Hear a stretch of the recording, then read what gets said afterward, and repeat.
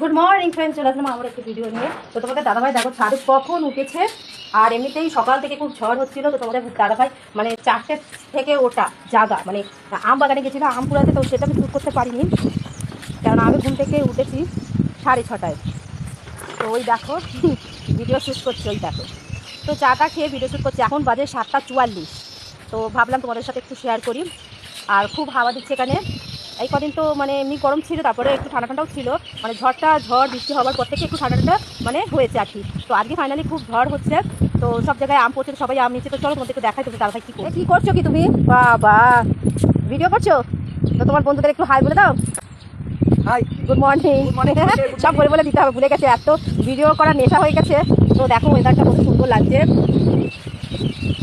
তো চলো বন্ধুরা, ভিডিওটা কিন্তু এখানেই শেষ করলাম। ভিডিওটি যদি ভালো লেগে থাকে অবশ্যই লাইক শেয়ার কমেন্ট করতে ভুলে নেওয়া, ভালোবাসা সাপোর্ট করো। তো চলো টাটা, দেখা হচ্ছে নেক্সট ভিডিওতে। চলো।